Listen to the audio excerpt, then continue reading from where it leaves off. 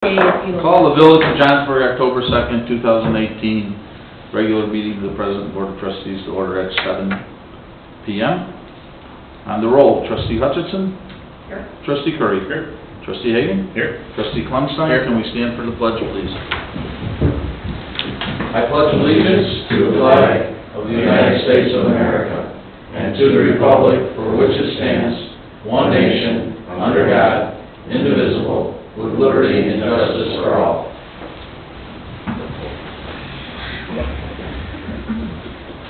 We have two comments from the floor. I believe they're probably both related to the same thing. So we'll start with Mr. McNulty and then Georgie. I don't want to screw up your last name. Georgia, like the state. Well, I'm Tom McNulty, and if you remember, we were in here last meeting for discussing maybe why we need so many signs at a little pond that was never a problem as far as what we were told they were put up for. And you guys, gentlemen, said you were going to look it over or see it, and that's why we're here, to see what's going on, I guess. Okay. And hopefully something. Okay. Georgia, do you want to address it right away too? Yeah, hi. Same thing. Just wondering, if anything's been talked about or discussed about, the issue of the signs on the pond. See, they've done other work over there with the culvert and everything, but the signs are still up, so I don't know if anybody, who discusses this even? We do. We who, you guys? Us guys, yep. Okay, so like when this happened, this is what my understanding after last month being here, somebody was over there ice fishing one day and found 5 or 6 dead fish left unattended, and so he came to you and said, I want a bunch of signs put up, and you said, oh, okay, couple dead fish, let's put signs up, and nobody, how come nobody else was, involved in this? Just because one person found some fish? And how did he get to, this to happen? Well, he comes, we direct him to the Community Affairs Committee. Okay. He comes to, Tom is the chairman of it. Okay. He came with some neighbors, I don't know how many. Okay. Maybe, Tom, do you even recall? I don't know. It was talked about. There was, it was an individual that spearheaded the conversation. That's what you had But he said last spearheaded it with other neighbors, correctly? Right. He talked to other guys and people in the neighborhood, and they identified this problem of people fishing and leaving the fish lay on the pond, okay? And then we investigated with the attorney for wording, proper wording and stuff on the signs. Some of those folks, I know from Saturday night, the celebration in the park, think that there ought to be more wording and verbiage on the signs, that it should say catch and release, so they come back, we refer to the committee, it's the ultimate decision of the village board if they want to take the signs down, add to the signs, or whatever. We did not put the signs up because we thought it would be a hardship to anybody. We put it up because we thought we were listening to the people in that neighborhood that wanted the signs, okay? So that's what happened, and obviously, if you would have known about it, you don't want the signs, right, and Mr. exactly. McNulty doesn't want the signs. Yeah. And at the same night, the culvert came up, we inspected the culvert, that's a whole different thing. That's, under the direction of Public Works, we sent our guy out there, he said And the that was culvert taken care of promptly, and that was great. rotten, Yeah. and we take care of that right away. And you did. Because it's more of And a you did. safety issue, okay? So what can we do going forward to try to at least get some of the signs down, if, not all of them? I understand they have a point, but we do as well, And as we discussed last time, there's really never been a problem over there. I've lived there, like I said, 32 years, you know? The problems that they brought to the committee were, just like you mentioned, the people that were ice fishing and leaving some dead fish laying And, out on the but, ice. you know, like, yeah, how The, many people? The other problem was, they were talking about out-of-state license plates and The things, one. you know, people from Wisconsin and that, but, so just giving you that, Yeah. you know, so it was, you know, they came claiming multiple issues, obviously. You guys live right there and, you know. have Don't your see perspectives multiple well, but, issues, yeah. So what can we do? Well, like, I mean, we discussed this 2 weeks ago, so you folks were in there, like, 4 Months, weeks ago. right, the and last We discussed this meeting, right, yeah. 2 weeks ago. You know, I think the consensus with the board was overall that they thought it was okay, is the gist I got.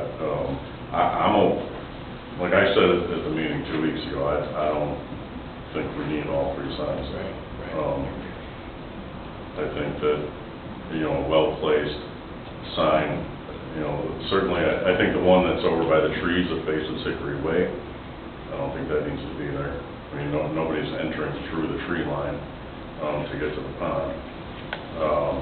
The main one we're concerned with is the one on Berwyn, The one all the way which down. is the one we look at out our windows all the time, Right. you know? Mhm. And it's just a fact of, you know, it was just pretty there always, and now there's a sign there all the time, and it's not attractive. Our goal is to keep it pretty, make it prettier, Mhm. and, you know, not to have sign pollution.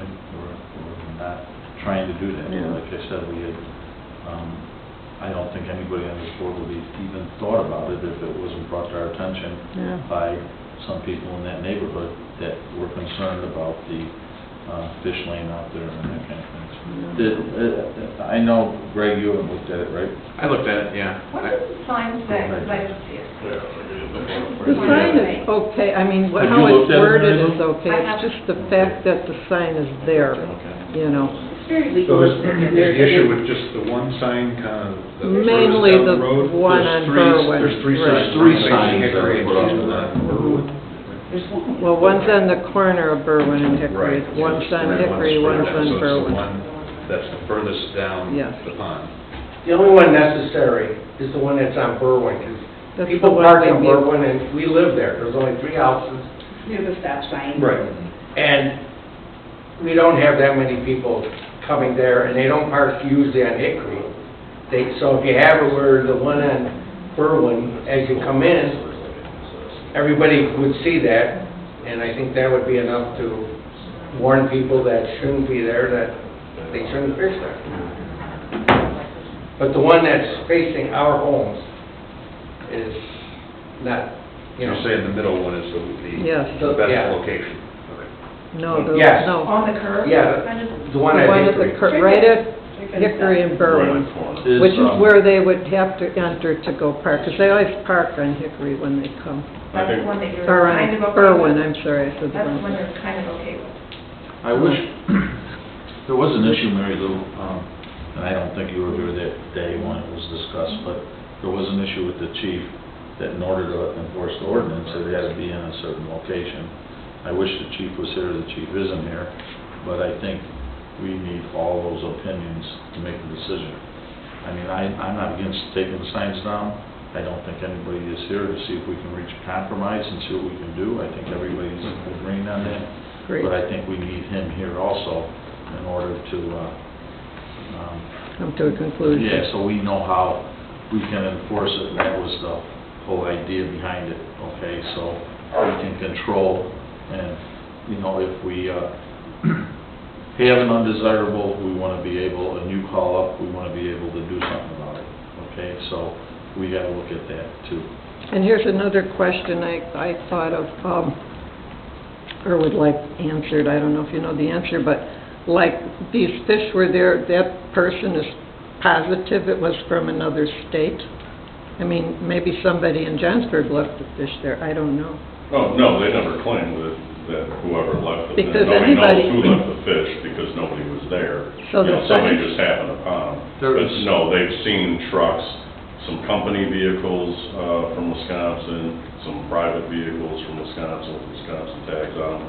I live right up Hickory Way. I've seen Wisconsin plates on vehicles in the cul-de-sac there too when I'm going. Well, people work in Wisconsin and live in Johnsburg, Yeah. and they may have come home and wanted to fish, Well, but it's and they're in private. a company vehicle. Maybe, but yeah, sometimes it's been a company vehicle and sometimes it's been a private vehicle, so. But does the village want us to call the police when we see someone parked there so they can come and get tickets or check IDs or? is I that- don't think we wanna make something problematic. Can I be deputized? Problematic, you know. I think it's just if that. I mean, if you would have a concern that somebody's doing something wrong, yes, we encourage you to call the police, that's why we have them, you know. Well, we would. And the sign is, I think, for recourse. If you do see something wrong, and you call the police and there's nothing there, then there's really nothing we can do about it. Well, in Whereas- 32 years, I've never had a problem. Okay. That's all I can yeah, say. And we're not trying to start an Yeah. argument between No, neighbors no. either, because we would have never even known about putting a sign there if the people from the neighborhood didn't talk to Right, somebody right. and they came forward and talked to Tom. If there had been problems in prior years, you know, someone probably would have called at some point and reported it, but there's never been a problem. And all of a sudden, there's 3 signs, you know, it's like I just feel uncalled for. Anyway, what do we have to do? Do we Well- have to come back when whoever is here? Well, we're or- gonna get, I think, Keith's opinion on if we're going to have the ordinance and put one sign there and take some down. He would, I think the day, last time you were here indicated that, you know, it's gotta be where they, I don't know if it's a culvert or something, I can't even Yes, remember it the is. conversation, but it had to be someplace where, you know, You can have that's that. where they right. can access that property, so, Right. The sign had to be in a let's, specific location. yeah, Mhm. so let's just see Okay. if we can come up with a compromise. Okay. Maybe having one sign or 2 signs and put them someplace where they're not intrusive to your view. That'd be terrific. And compromise with them. And I think in order to do it, we need Keith here to tell us if we're gonna have an ordinance and enforce it, let's find out how to do it the correct way and we'll move on. Okay. But we definitely don't wanna start an argument between the people that want the signs and you folks that don't want the signs. You're all No, I neighbors. don't want an argument Right. either. I've We wanna been get here all along, these and we years, wanna make never come had up a with a problem. solution, and you know, Yeah. who knows, maybe they'll say, hey, okay, it's not worth arguing about, take the signs down, let's talk to them and come up with, Yeah. Would that be in 2 weeks Keith would be here, or another month would Keith be here? He's usually here for every meeting. So is it the I village? forget, he's board? at, the Chiefs Conference. In Hawaii, no, I didn't say that. That is. I don't wanna start that rumor, That I don't would wanna be start that funny. rumor now. Well, I don't want to make waves Yes, either. Mrs. Maltby, did Never you had a wanna- problem in all Did you these wanna years. chime in on something? Just, Lori, take it. so you just mentioned that 2 weeks ago there was a meeting, so I just thought we should come at the village board meeting, and I believe that's every month, is that right? No. It's twice a month. First- Oh, okay, so First then and I... third Tuesday. First, Okay, and so, just, you know, we don't want, we're not, at least myself, my husband, we don't want any arguments with our neighbors, we feel if they had a problem, fine, but it just, 3 signs for 5 fish right. seems, Okay, you know. no, we appreciate it, Appreciate we it. So- appreciate Thank you. You know, and Yep. let's talk to everybody and see if we can work it out. I think Thank we you. wanna come to a compromise. Is Go ahead, Mary Lou. Is it, the chief's opinion that the ordinance can't be enforced unless there's a sign?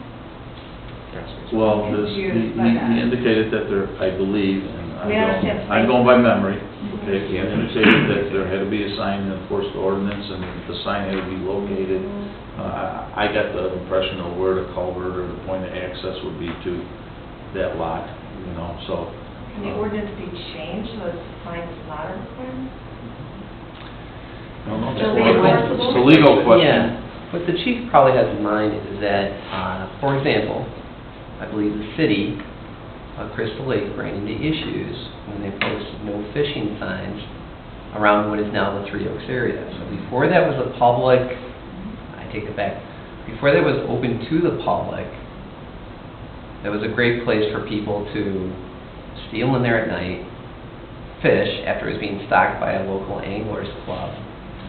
And my understanding was that the city had difficulty enforcing it because there was only one sign at the time. And the natural defense being offered, as I can imagine, I didn't see the sign. And so I think that perhaps what the committee had in mind was to avoid that scenario, to have more than one sign out there. We can see if one is sufficient, and frankly, it may be a situation in which we experiment. If we write up a ticket and the judge says, well, I would prefer to see 2 signs up there, we will do what the judge says. But I think the idea was to avoid a situation in which the Crystal Lake Three Oaks defense of, I didn't see a sign. They even went through another situation in which people maintained they did not understand the language on the sign. That led to no fishing in 2 different languages. And so you can imagine the natural defenses as they evolve, that more and more imaginative excuses are offered to avoid the ordinance requirements. So do I think that's probably what the committee and Keith had in mind? Yes. And so the thought would be, whatever the compromise is, let's try that until we're told differently. And if it works, it works. I mean, I think it makes total sense to have signs posted as a fair warning to people. I just thought that, we have a lot of ordinances, but we don't have signs, but people still have to follow the ordinance. Mm-hmm. And there's no sign telling you what an ordinance is, it's just that it's an ordinance and the fact it's enforceable. So I just didn't know if there was a way around enforcement. And there may be other to defenses. address their concerns. Let's see if we can come up with a compromise, because what you just said is, we don't need more signs in different languages, because, let's not make it worse here. Let's see if- I'm not recommending it. Okay. Let's see if we can. German and English. German, English, Spanish, French, okay, we'll go right down the line. Okay, I appreciate it. Buyer beware, if you will. Okay, so when Keith gets back, when he gets back from his deal, we'll ask him about it, find out what we need to enforce it, so everybody here can make an informed decision. And in the meantime, again, I asked the trustees to go out there, look at it, and, give your opinion of. And there's the thing too, what we talked about last time too, the maintenance of these things, because nobody takes care of that property but my neighbor.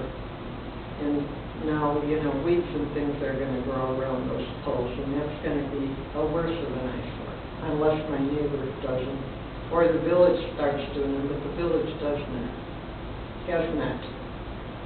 So it's a lovely space. That's like I have no blind child or something running on my property. I have to cut around that all the time. It'd be 3 more signs we'd have to try to keep up. Yeah, well, most of And our residents that have right away in front of their house do take care of it. I mean, that's not unusual. Obviously, you're right. And if you have a ditch or a sign in your ditch and it's in front of your house, most of the people mow them because it's in front of their house. Right, Yeah, so. And we appreciate that. yeah, we like it to look nice, Yeah. That's No. why we're here. No, I understand your concerns, and let's see what we can do, what we can cut, what kind of compromise we can come to, and hopefully avoid not having more signs in 6 languages. Michael, thanks. Thank you. Big one. Okay.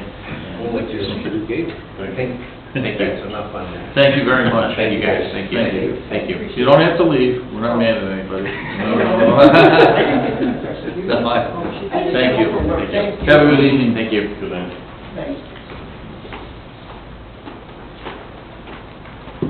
Members, reminds me of that song, Sign, Longer Free. Okay. Can we have a motion to approve the omnibus agenda? So moved. Okay, we have a motion by Josh, seconded by trustee Clemstein. Okay? And I think the only thing that we want to pull is to ratify the acceptance of the proposal from Fearless Fence in the amount of $13,645 for installation of fencing on the hill. We do want to talk about that. And is there anything else that, no? No. Okay, with there being no discussion on the roll, trustee Clemstein? Aye. Or wait a minute, we got a poll, we got to talk. Oh, yeah, we have a about poll, yeah. Okay. So anyways, everybody saw the proposal from Fearless Fence, and the way they, sledding hill was supposed to be designed is you have a fence going up both sides and the back so people don't go over the edge, okay? Then, in front of this fence on the left side of looking at the hill, there would be a diversion berm, it's called.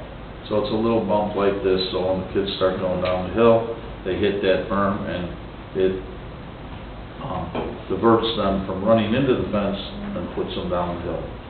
On the other side, when we had it graded, there was a place for the fence going up the hill, okay, that met that other fence across the back and came down the other side. But on this side, there was that fence, then there was a 5-foot walkway that sort of goes up, flattens up, goes up, flattens up, and then there was another fence with a diversion berm there. So if the kids head towards that fence, they would hit that diversion berm and go down the hill, but if they would overshoot that fence, they wouldn't hit the mother or father walking up with the 2 little kids, okay? So, the part that happened is when, we believe, okay, and, we had it all set up that way, and when the, contractor from the road, as part of the road project, came in to see that they pushed the berm to the edge, I think, and now the berm is going up both edges. It's probably okay on the, looking at the hill on the left side, but on the right side, it's not in the right spot, because you're supposed to have the fence, the 5-foot walkway, and then the diversion for the other side of the fence, and then the diversion berm, so if they overshoot it, they don't hit people walking up, and you know, hopefully they don't hit the fence, it diverts the child on the, or adult on the sled or toboggan downhill, okay? So when the bid came in, it was only for one side of the fence, so the extra 200 feet is for the second side of the fence. You have the fence going up, across the back and down, you have the walkway, and then the other fence, that 200 feet of fence on the one side, next to the diversion berm, wasn't included in the bid, okay? And they were ready to start Monday morning, which I called Tim, why isn't that in the bid? And so everything got stopped until we got the additional pricing from the bidder to include that section of fence, okay? So that's the extra, I believe, going by memory, I don't have it in front of me, is it $7,000 for that? Okay, which turns that number like into a 21 something number, okay? It was stopped because, you know, my opinion was that we don't want to do it wrong. If we're going to spend that kind of money, we're going to do it right. We've waited long enough for Sled Hill, and we spent an hour on the phone tonight with the man that did the grading, that we paid to do the grading. We don't know why the diversion berm got moved, but it got moved by the other contractor that was doing the seeding and blanketing, we believe, as part of the road project. Big deal is stop it, let's minimize our losses, fix it right, and we don't want anybody to get hurt, that's for sure. So, that's why that was given to you folks later, okay? Because they were starting Monday morning, and time out, let's get on the same page here and get it right, so. So the total cost is $20,301 rather than $13,645. Okay? So, let's approve everything but the fence on the roll. Trustee Clemstein? Aye. Trustee Hagan? Aye. Trustee Curry? Aye. And Trustee Hutchinson? Aye. Motion carried. Now I would entertain a motion to ratify the acceptance and the change amount for $20,301 instead of $13,645 for the installation of fencing for the Sunnyside Park Sled Hill. And we have a motion, and a motion by Trustee Curry, seconded by Trustee Hagan. Discussion on the motion. Anybody has any questions why we stopped it, did what we did, or whatever? Do we have an idea of what kind of savings the village had by putting the Church Street spoils here versus trucking them off-site? Yes. I think we have an idea, I don't know. I don't have, I would imagine it's a very large number. I've paid for trucking. it was sizable, yes. No offense then. I'm going by memory again, but I think it was quite a bit, wasn't it, Rick? Do you remember? I think the number that was thrown around was 45,000. No, he's talking about the dollars that were saved on the Saved by the project. road people. We know that, All that stuff. we know that having to do the berm, the flood hill by itself without running it through the project would have been an additional 60,000, but the savings on the spoils is greater than that. I think that contractors saved, and I'm not positive, but I thought the number that was talked about was like 80,000 for not being able to truck it right here and not truck it out of town and move it someplace, okay? And it was a savings to us because it was something that we always talked about, the sledding hill, so we figured it was a win-win situation. Going way back to the Carl Nitz days when we talked about sledding hills and ice skating ponds and everything else, that's when that originated. So, when we originally met with Peter, Rick and I met after this hill appeared here, okay? For the sledding hill, and Rick and I met with Peter, and he came up with that. He's done several of them, and this is the way you construct it with the two fences, and, the walkway where you go up and flatten out, and walkway and go up. For the safety reasons, we came up with a price that day, I think, Rick, of like $80,000 with the fence, right? If we had to do it all. At that time, we went back to the road, the contractor that did the road, the Church Street program, that saved the money on doing the project, and said, some of this should be covered by the road project. You guys saved the money on it, and why are we putting the bill for the whole thing? So, with them, with a little bit of work on Claudette's part, they saved us about $60,000 by the blanketing and the grading and stuff on the project, okay? So we're probably all said and done with the few problems we had, are going to be looking at a $20,000 or $25,000 bill instead of an $80,000 bill. And they agreed to that because they saved the money by trucking it, but we saved the money also because it was something that we wanted to have done and have talked about for years.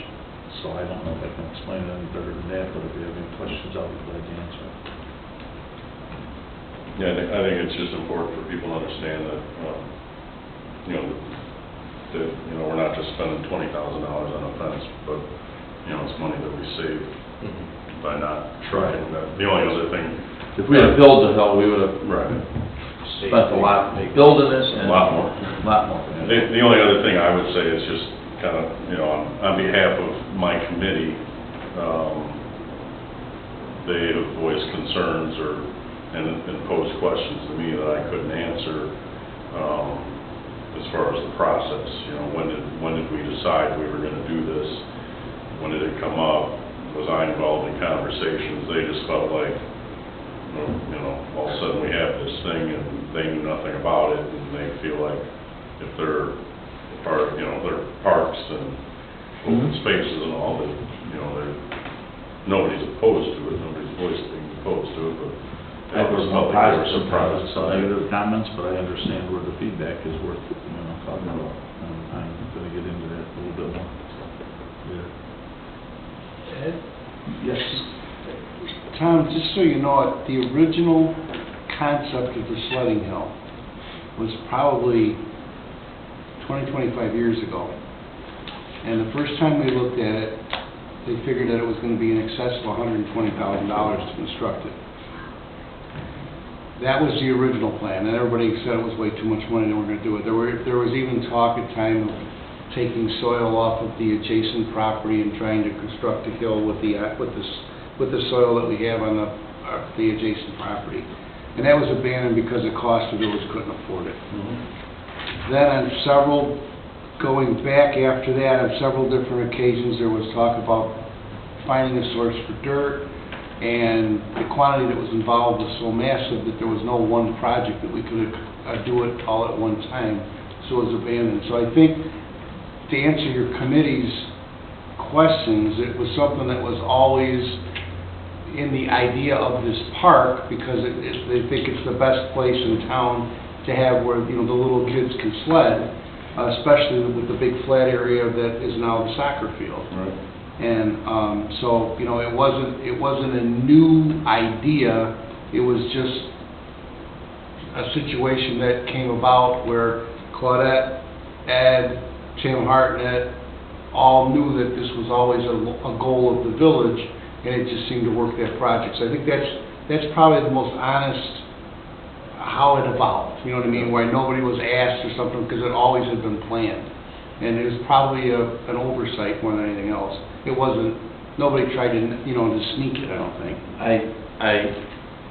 I'll be quite honest, when the hill appeared, I did not know it was appeared, but I know that the sled hill was talked about for years and years and years, like Rick said.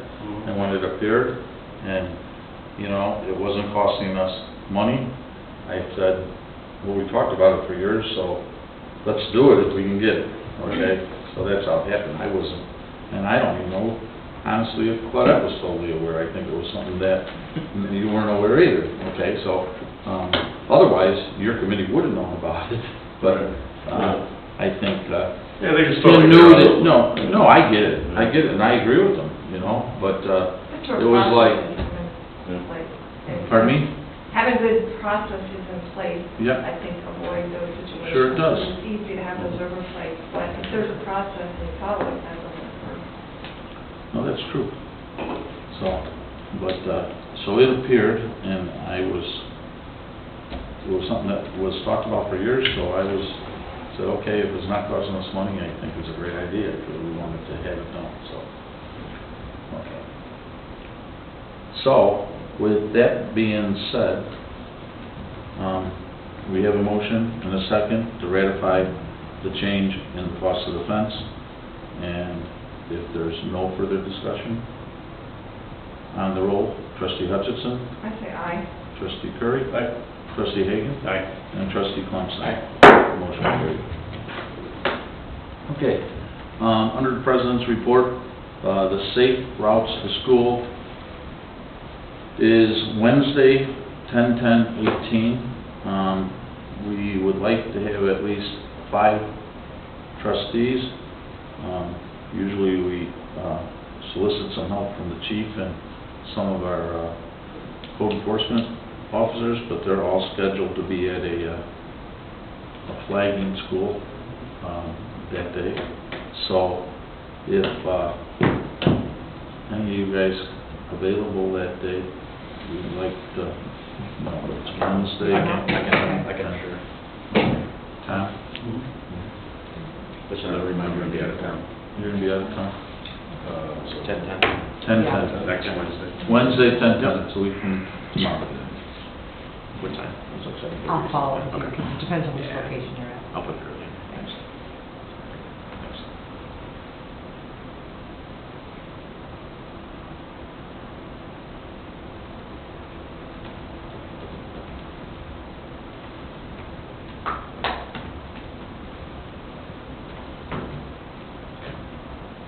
Okay, I'm gonna skip over new business and committee reports for right now, because I wanna move and let Mr. Vale out of here and adjust the agenda a little bit.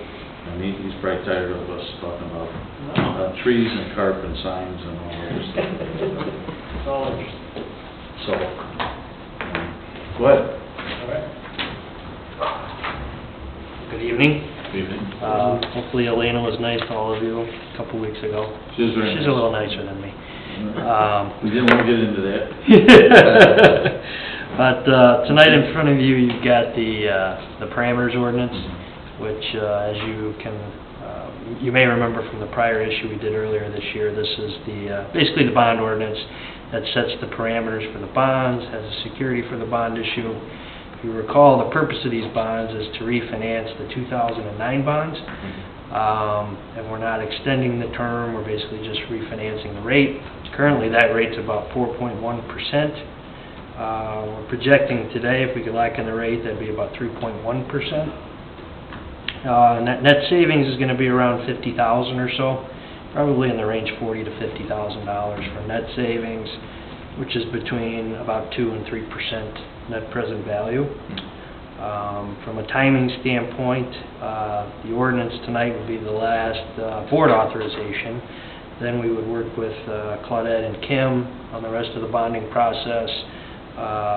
Basically, we're hoping to schedule a meeting call with S&P later next week. We would get that report back basically the following week, and then we'd be in a position to price the bonds here at the end of the month and close the bond issue first week or two in November. So that's kind of where we're at on the timing. Stepwise, this is just a pure refinancing issue. We're basically refinancing this at the first opportunity that the village had to refinance it, just 3 months before the call date, which is February 1st of next year. So as long as we close the issue after November 1st, we're within that 3-month window. So with rates going up, us kind of timing things as best we can. Fingers crossed those rates hold steady. Hopefully we can lock in some savings for the village. We appreciate that. Any questions for Mr. Baer?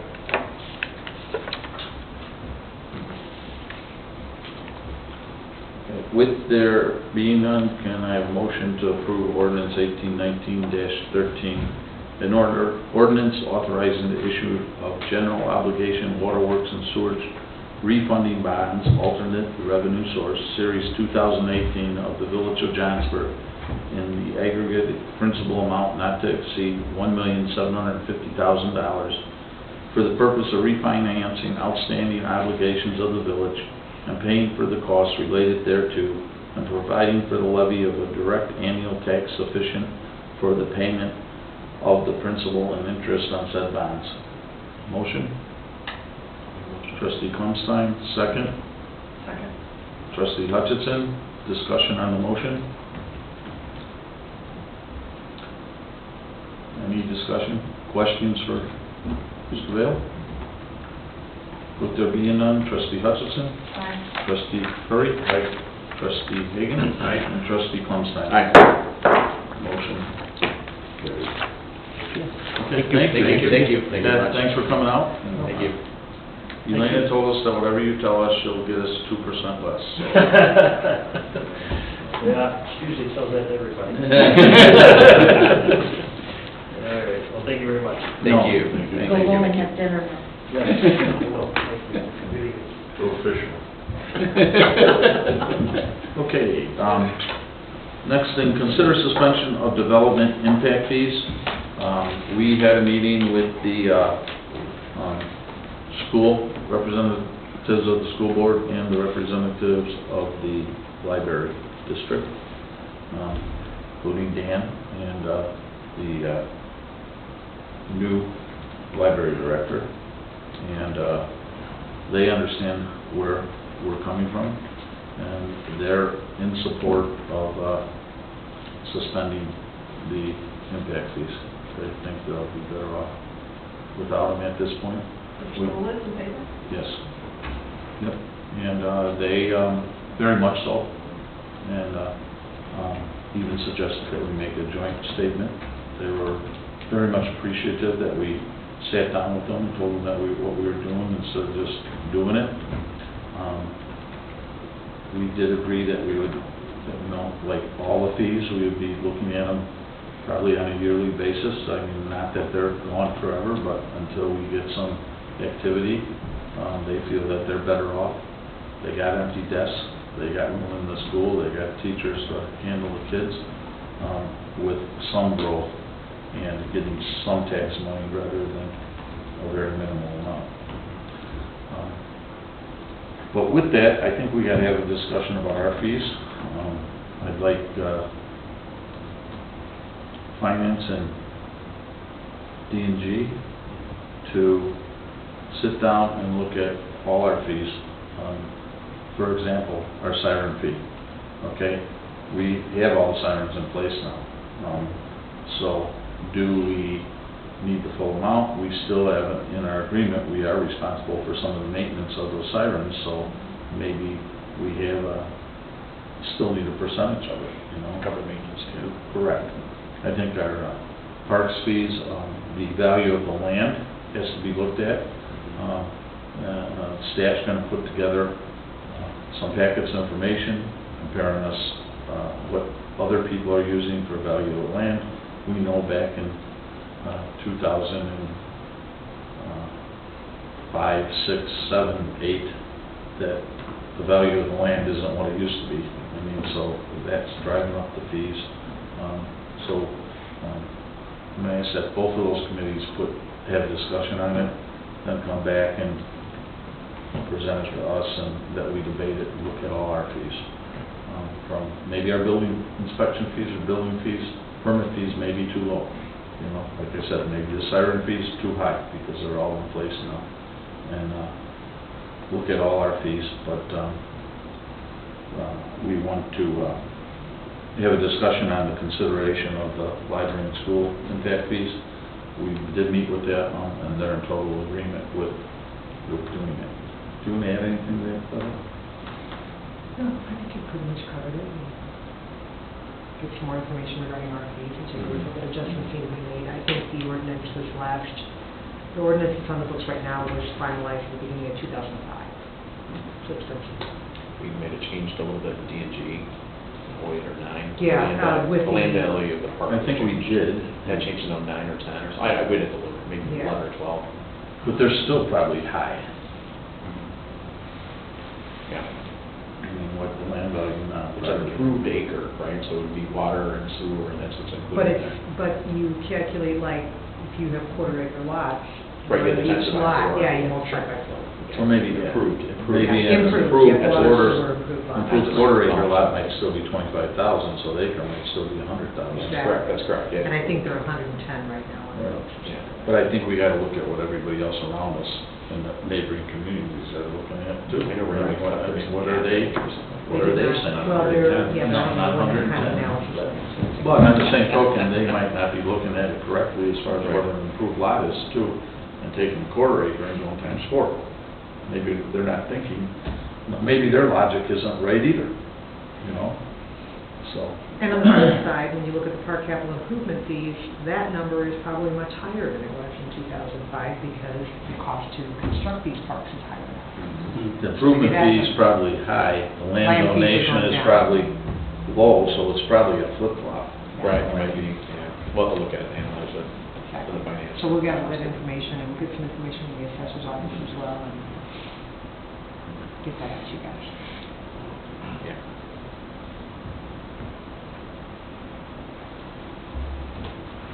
Any further comments on that? Is the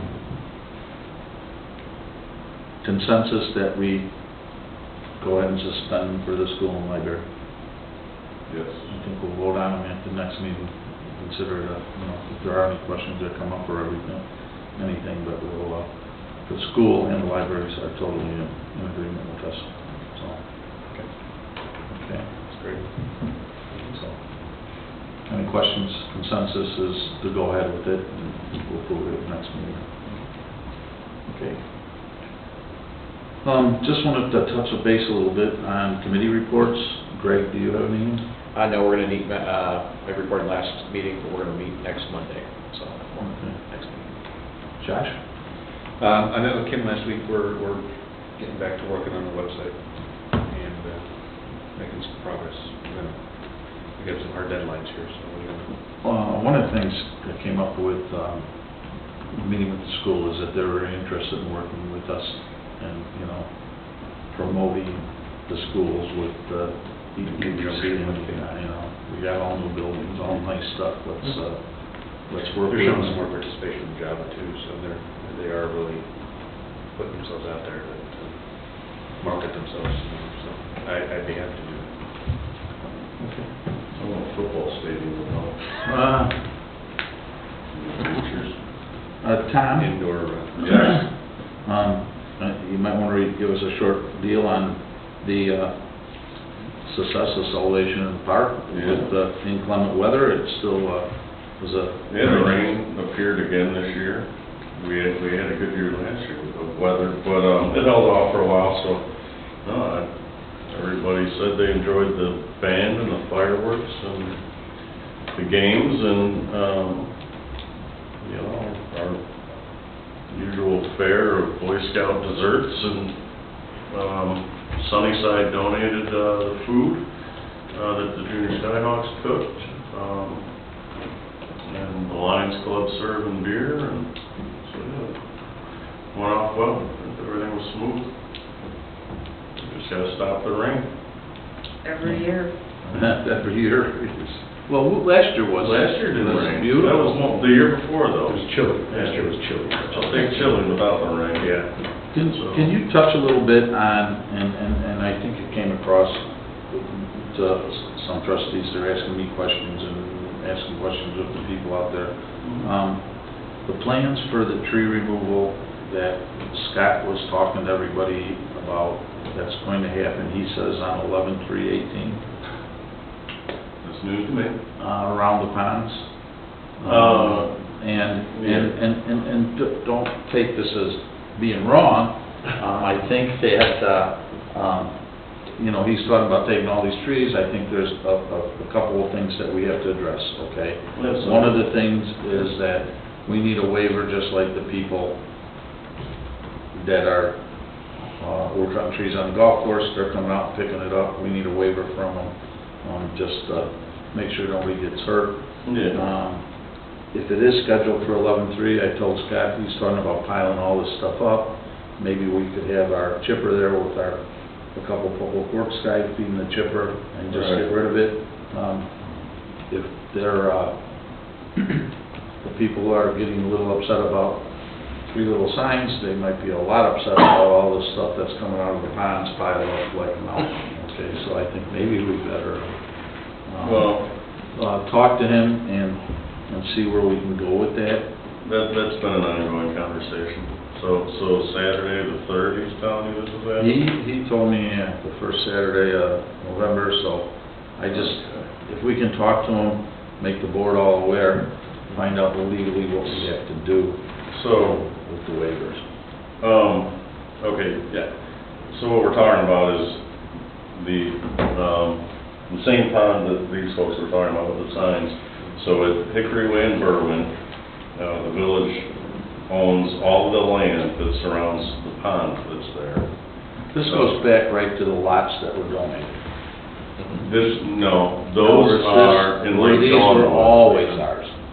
Right, this was always, this goes back to Sunnyside, Or was this the This pond that has the lake, owned by the Lake Dawnwood No. owner? Okay. No, this is So I the think that's pond. the clarification where we have to start, so everybody on the board knows where we're going. Right, yeah, so, this is the furthest west pond in that little chain of ponds going from Hickory Way to Johnsburg Road. So that same time. So the pond they're talking, correct. So at the corner of Berwin Court and Hickory Way, the northwest corner. So the village has all of the property surrounding that pond, which, as they brought up, one of the neighbors has been cutting that grass for a while. Which, you know, like they said, and I agree, we need to take that on as a village. But there is also another lot that the village owns that is just north. It's, you know, it's adjacent, just to the north. Lake Dawnwood and Sandalwood? No. Same piece of property. Oh, okay. Hickory Way and Berlin. We own that lot completely surrounding the pond, and then we own the lot adjacent to that, just to the north of that. That lot, for the most part, is completely wooded, a lot of undergrowth.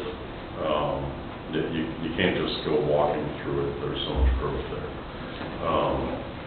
I think it would be wise if we had that lot staked out for the property lines, because if you look at the Athena map, you can see the utilities along Hickory Way there, and those utilities are included in the village property line. However, the neighbor to the north of that lot, I've seen his boat on the lot, I've seen him mow the grass there. He's piled a real nice pile of wood, which I believe all of that is on village property. So that's going to be something we'll need to address. But anyway, going back to what Scott's talking about, Scott Nieder is talking about wanting to do is to clean that up, to leave up all the nice, healthy trees and keep all of those intact, keep it wooded, but clean out all that growth underneath, take out any dead wood. You know, if there's some junk trees in there, get them out of there. Just to clean it up and make it usable space. At some point, possibly, you know, the word playground goes out there, but nobody's looking for a playground. Yeah, but yeah, exactly. A play area. You were talking, he wants fishing piers and stuff, right? Yeah, we're talking about doing a fishing pier pier and just something nice, something very natural looking. You know, no basketball courts, no nothing like that. But just something family friendly where people can go and sit on a bench. Make it usable. Yeah, make it usable. I spoke to Claudette recently about, you know, about doing this, and Claudette suggested, you know, that I get with Dave and or Shannon and take a look at what we're talking about doing, and get bids from companies to go in there and take care of this. So Scott's very anxious to get it moving, and so he has been speaking to people as well who would like to jump in and donate their time and that kind of thing. So if we're covered legally and if they're safe, and we just want to do it in a safe way. Exactly. And make sure that we're covered.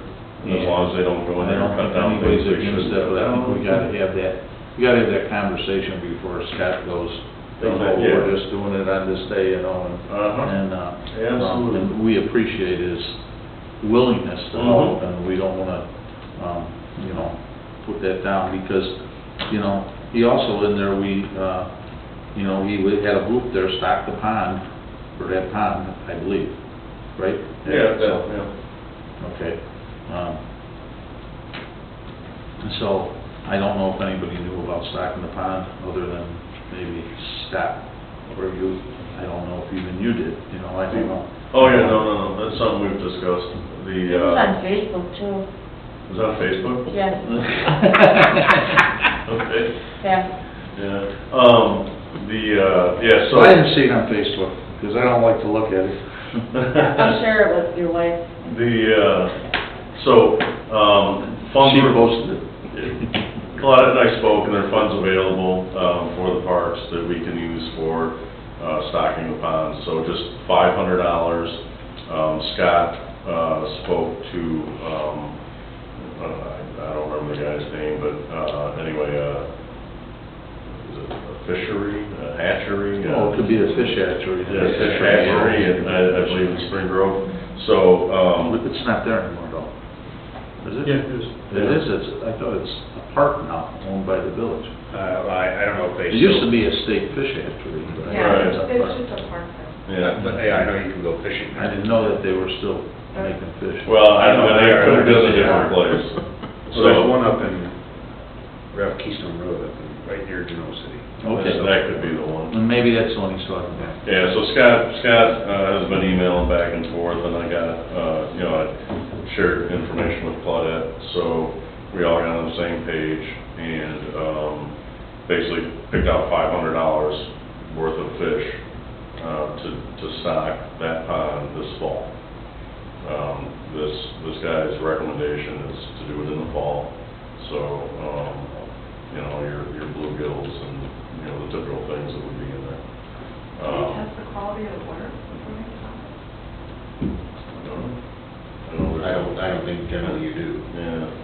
They, I don't know. Yeah. I would think It would be interesting. if you're gonna stock it, you want the quality of water to be Yeah, good enough you to don't want, sustain. you don't want stocking them, but, I mean, there's always. They'll be all floating. A thousand fish out there floating might be worse than those 5 on the ice. Oh, yeah, the neighbors will love you now then.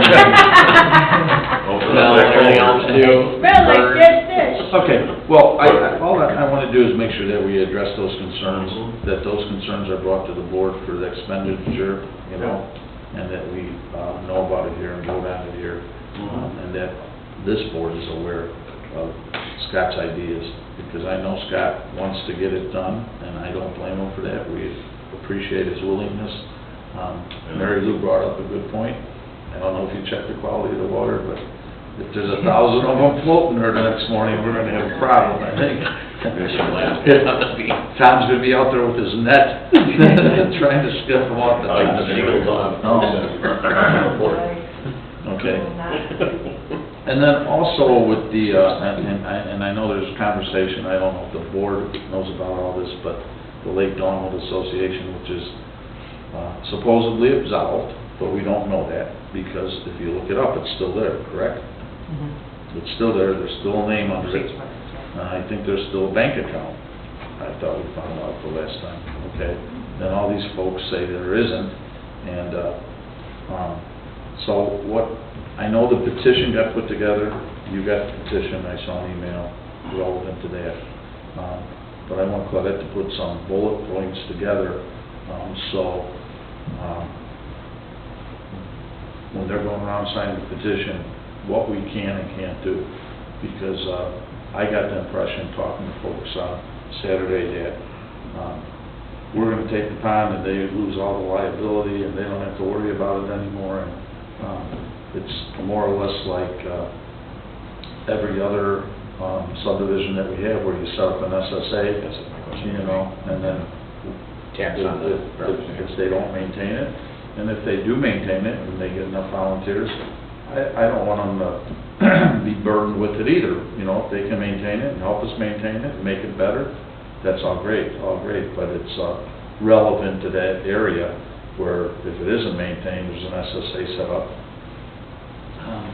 that takes care of it. And they do still have liability. And they still Yeah, have they liability. still maintain the liability, the Right. board doesn't take that on, they're just talking about maintenance, and we have that same. That wasn't the situation. impression I got talking to the gentleman Right. in the park, so I just want to make sure that we get They want us to take over, they don't have an active, Homeowners association, but they're not, so they have ownership of that land right now? Yes, they do. And they're not saying, we want to give you that land? Well, I don't think we want to take it. No, I'm just saying, what are they offering? We've- I'm just trying to understand what their position is, because like you said, you've heard some different. for example, we've had the same situation at Chapel Hill Estates where you come down, what road is that, what's the road right across from the wave that you turn in? Charnbrook. Is that Charnbrook? Yeah, Charnbrook.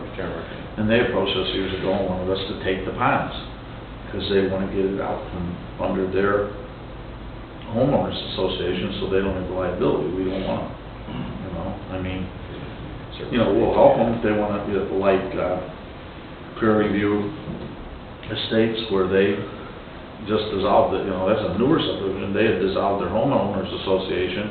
There's an SSA set up as the backup for this subdivision, and they just said, we don't want to deal with it. It is Prairie View. Yeah, but no, that's Highland Prairie. Prairie Highland View never Prairie. had one. Okay, Highland Never Prairie. had one. Okay, Highland Prairie, I'm the wrong subdivision. They just said, we don't want to deal with it. Our association, we're going to dissolve, and it just goes right on their tax bill. We go out and get bids for it to maintain it, the common areas, but it's related to that subdivision. We get bids for it, and it goes on their tax bill, and they're perfectly happy doing it that way. So, you know. So I want you both to set together exactly what can happen, what can't happen, what we want to do, because this board has to decide. I mean, do we want to take it? We've already decided, like in Chapel Hill several years ago, we didn't want that liability. We didn't want to take it, but we would set up an SSA for that subdivision if they wanted to do it. For the maintenance. For the maintenance. And do they have a clear representative that's conveying what they want to do to you guys? Tom, can you answer that? Jamie Moore is probably the guy that's spoken most about it. He's, happens to be a good friend of Scott Dietrich's, so he and his kids fish down in this pond and all ponds.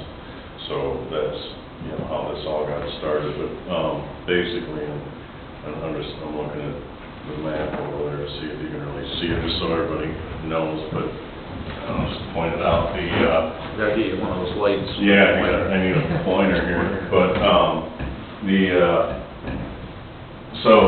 I couldn't really see it from there, but, How come there's wrinkles in that map? No. yeah, right, need to glue this to the wall. So Hickory Way and Berwin Court should be, wow, did that look different? But, so this is the pond I was talking about earlier, where you got Berwin Court and Hickory Way. And that's where those folks are? Yeah, so those folks are Right there. in these three houses right here. And then, so this is that pond where the village owns all of this land right around the pond, and then this wooded lot right here. And then this is the Walgreens pond, that's private. And then this pond here. Our pond runs into Walgreens, right? Correct. Yeah, these are all connected. These are all connected all the way down into, to Or across this Johnsburg Johnsburg Road here. Which makes that water pretty good. Pardon? So that water's pretty good because they're all connected, it moves. Yeah, it always flows. I used to fish down there when I was a kid, it's very clear, so. Then, so you got a pond here and a pond here, and this is Lake Dawnwood. These are where the lots were donated to the village. Like, this whole stretch. The 7 lots. Yeah, donated to the village. So we bought up to that pond. Exactly, so, That's the Lake Dawnwood ponds. well, yeah, but it's two different situations, because the pond on the west side of Lake Dawnwood, on this pond, each property owner, their property lines actually go into the pond. So this gentleman on the corner here, he owns this lot as well as the lot his house is on. So he literally owns the entire east side of this pond. And then each property owner, including the village, owns property into the pond. If you go to the east side of Lake Dawnwood, this has a lot that completely surrounds this pond. Lake Dawnwood's Homeowners Association owns that land that completely surrounds this pond, just like the village owns the land completely surrounds this There's pond. one house in there that abuts the pond. Yeah, there's one house right Oh, here. that's right on the curve there. Yeah, well, there's a house on the curve to, let's see, this is Sudnu, and that's Brorson, so there's a And that house. abuts the pond. Here that goes to Brorson, right, and then there's a house here off of Lake Dawnwood. So the village owns these lots, and what's been expressed to me by Jamie Morris, and I believe Maria Groves, who lives on this cul-de-sac here, what they've talked about is basically just wanting to see if the village has an interest in taking the pond. And my understanding is the land around it. So that's what we have to talk about, whether that's worthwhile to get into it. But, the only difference I would suggest with Chapel Hill here is, we have this land. And I don't know that we have anything adjacent to this, or why we, I wouldn't want to just take that over either, but I guess the difference is we have this land here, and then, Well, the difference might not be a difference if they say, oh, we'll give you the land around the pond. right, yeah. And then, Yeah, exactly. land adjacent to the pond. I think that, from a liability standpoint, that's why we never wanted the stuff on Chapel Hill, so, Michael, can you add to this conversation? But what I want to do is get bullet points put together, get what we can do and can't do at this point, so those folks are clear of what we'll do. And maybe that will take a further discussion with everybody here, so. Do you see lots of problems here, Michael, or no? The risk to the village is that even if title is with the association and remains so, we all know that if there's an accident that occurs at the pond, and that the village has taken over as a term maintenance responsibility, the plaintiff's attorney will come after us. Yeah, liability also. Plaintiff's attorney doesn't have any interest in trying to get 24 homeowners in a room and say, okay, which one of you was supposed to be in charge? Can you show me what your bank accounts were? No, the deep pocket is the village, as we've seen in other litigation. And so, ultimately, even if we all agree, we come to a consensus that, well, they still own the title, they still have the land, they have the liability, understand that even if that remains the case, that we become responsible. Two, I'm always a little... The same chief was like, great, you guys take it over, I'm happy with the tax bill. A year later, the gentleman who had the temerity to question Mary Lou at that meeting, look at my tax bill, and what was it, Mary Lou? It didn't even cover the garbage service. Yeah, right. You know, and people are like, wait a minute, my taxes are so high, they went up by $200, they went up by $100. Yeah. You know, and I think that, too, you know, as people move on, people move out, people who aren't involved in the association, I wonder to what extent each person in that community understands that the deal will take, you know, I wonder how much is being communicated that your taxes will be going up, and they are, especially at a time when, as Trustee Clemstein was educating me and Mayor Hederman about the $10,000 limit with deductions on real estate taxes. You know, and so it's just, as long as it's clear out there as to what's going on, I don't know how many people are... What would be, oh, Michael, I'm sorry. that's why I was asking, like, who's representing this viewpoint, because if it's just one person's idea or two people, they're not really representing the whole association to function as they may think it is. And so before we spend a lot of time and effort putting all this information together, maybe they need to have a consensus of a group of X% of people that kind of even want to move forward with exploring it. It would be helpful because, as you point out, if there's a core group of people, you know, there might be 2 or 3 people who have learned very quickly it is a pain in the neck to try to round up assessments, to go get insurance, renew the insurance every year.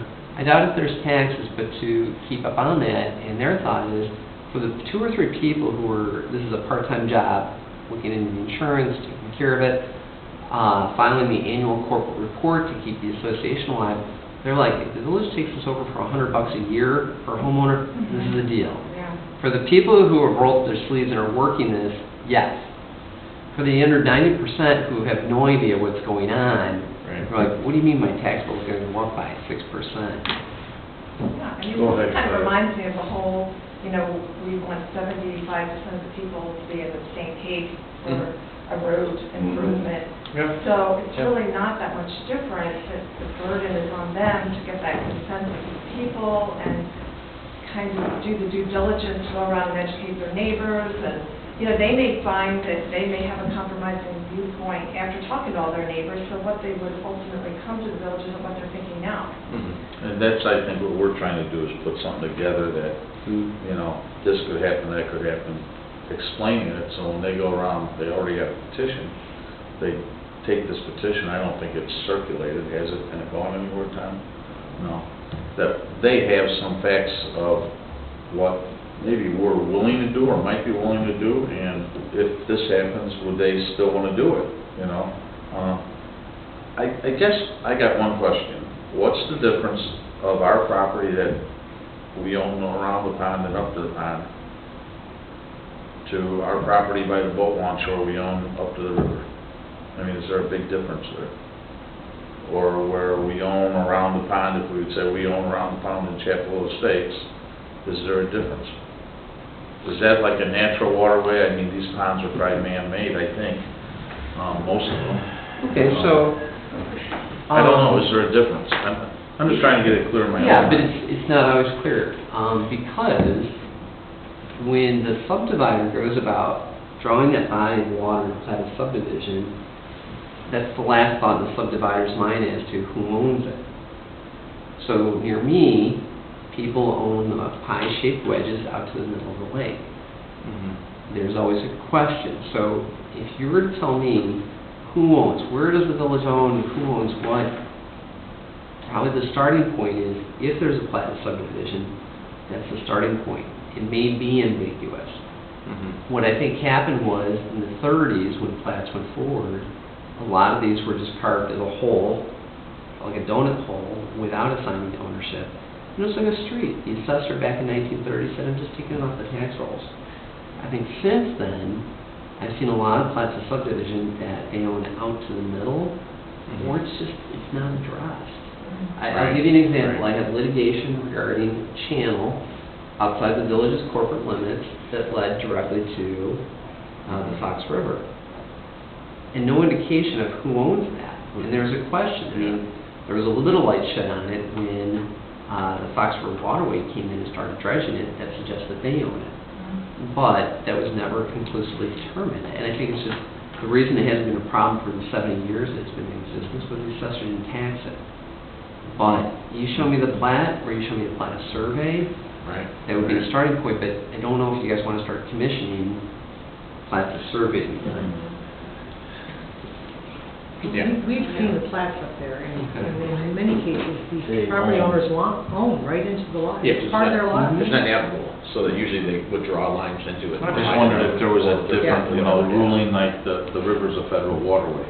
These Right, ponds navigable. are, these navigable federal waterways, these Difficult. these ponds were subdivided and man-made, I think, most of them. They're all man-made, because actually it's a drainage at the one end that goes down into a creek, that goes under Johnsburg Road over to... Right, runs through Oakville.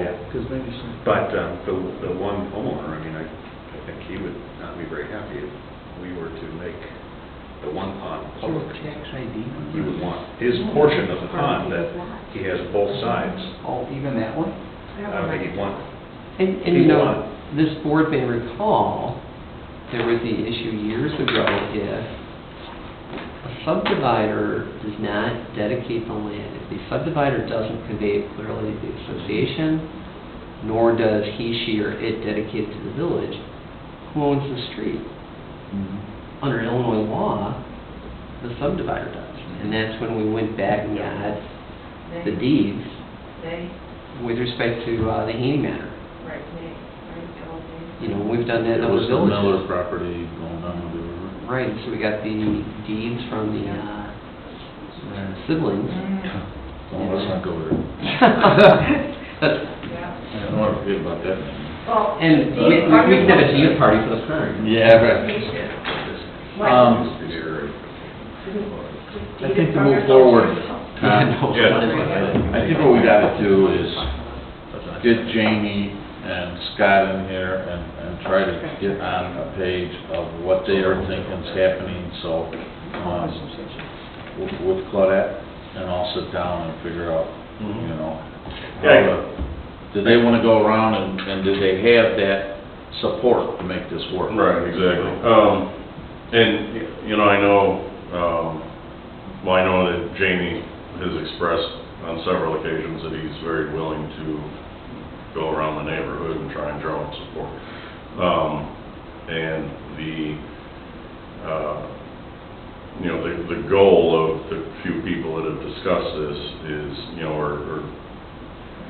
you know, their goal is to limit their liability. Their concern is that if, you know, their concern is that as far as they know, there's not an active association, and that, you know, they're afraid that if something happens, you know, if there is an accident on that pond, that they're all gonna be sued and not be covered by, you know, insurance, or, you know, so that's where they're coming from, and why they're hoping we can figure something out. But yeah, Claudia was working on some information to give Jamie so that he could, you know, go around and talk to people a little bit and see if... Well, yeah, frequently asked questions type thing, and some bullet points, and then, you know, I think they're gonna come back with more questions, and we're gonna have to investigate, you know, what we can do and what we can't do, you know. You know, it's almost like, okay, we own to the middle of the pond. I can see the one guy that owns across the pond, you know, because he bought the lot on the other side, you know, Ron guy, the friendly guy. Yeah. Okay.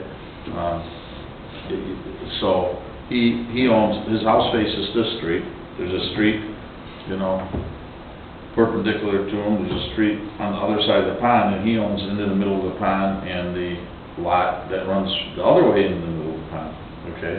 And me, I get what you want, like everybody else, we wanna still own to the middle of the pond and tell you what you can do and can't do, because we own to the middle of the pond, but we wanna get rid of liability, because let's dump that on somebody else, you know?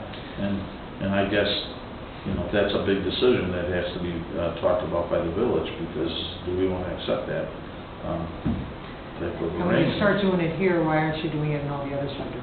No, that's true, and that's where I think the SSA comes in, to where, you know, hey, we can manage it for you, we can take it, but we gotta insure it and do all the other stuff, and upkeep it if we're gonna do it. There's gonna be a bill there, a cost involved with doing it. And to try to calculate not just the personnel hours invested in taking care of it, but two, how do you quantify the cost to insurance?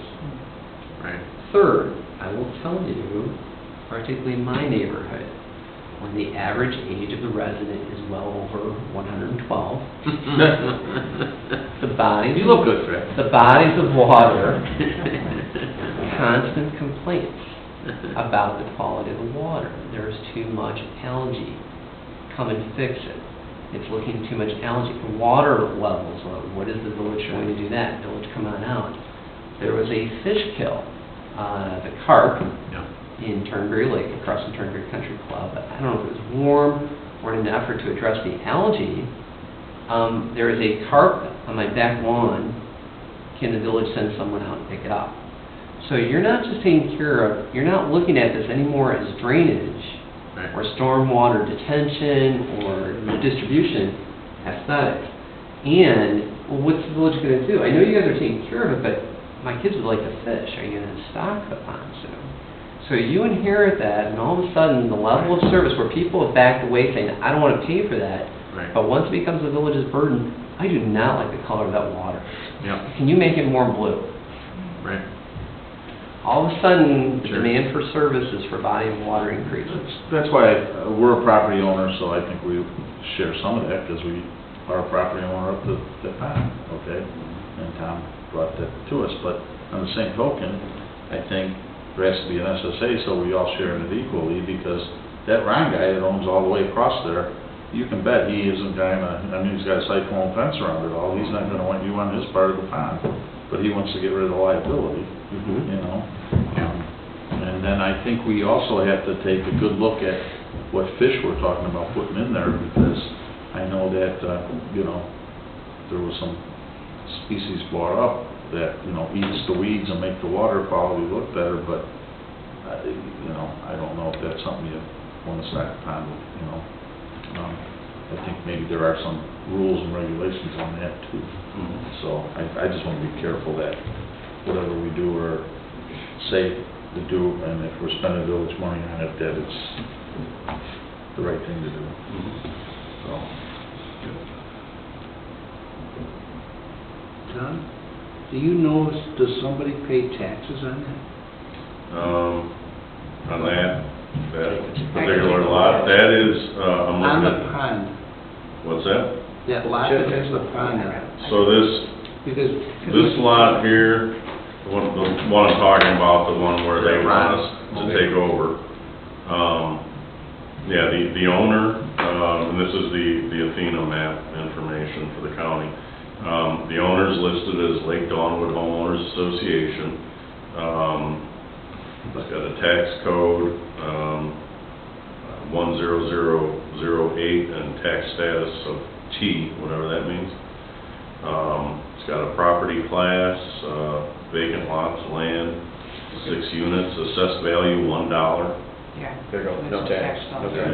So, the only reason I'm bringing this up is there was a lot in the village that was owned by a homeowners association that was misclassified by the assessor. Somebody bought the taxes on the lot and told everybody they couldn't use it anymore. yeah.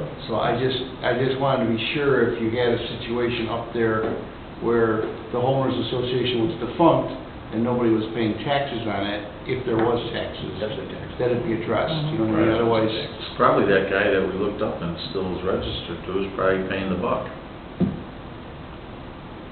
But it actually equates to... Well, that's nothing. zero. Yeah, it's zero. It's just Yeah, zero. yeah, Yeah. It's tax under 10 grand. Yeah, tax rate is zero, total tax zero. Divided by 3 times.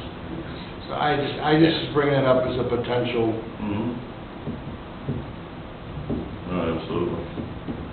Well, anyways, let's, do what we can to get the right answers and, see what we can do. And make sure that we're explaining to them that there's probably an SA involved, just like the other subdivisions, to take care of this problem. I'm sure we assume the liability too, because we own the lots around the whole pond and up to it, so we're no different than our other landowners. Exactly. So, We probably have the most ownership. pardon me? We probably have at least half the ownership, or maybe the lion's share. Yeah, it was 7 lots, 7 or 8, and that might be 8 lots. Actually, we don't, no. Only a couple of our lots touch that pond. I was just looking at it, I'm looking at that. This one here. Yeah, 2 of our lots touched. the Only pond. 2 of our lots touch that pond. Yeah, But the first pond we own all the way around it, right? correct. Well, Oh, in, west. no, in And- Springdale Estates, the other subdivision. Right, the other Yeah. subdivisions, not where we got the 7 lots where, Right. Correct. That's correct. okay, Yeah, go further west. that's what I understood it. Okay, anything else, Tom? Yeah, we're getting ready for, taking a deep breath after celebration in the park and getting ready for, doing our first holiday magic parade, down Church Street. That's what, Saturday, December 1st. And then, yeah, home game, Friday night, Marengo. We went all the way to Appleton, Wisconsin last Friday night. Congratulations. Beat those boys 42-21. So Saturday, September 1st, we moved it from Friday to Saturday, right? Yeah, Saturday, December 1st.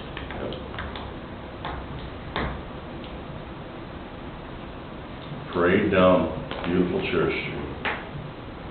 No music. Okay, anything else, Tom? Yeah, come watch us beat Marengo Friday night. Is it a home game? Yeah, it's the last scheduled home game, so. And, yeah.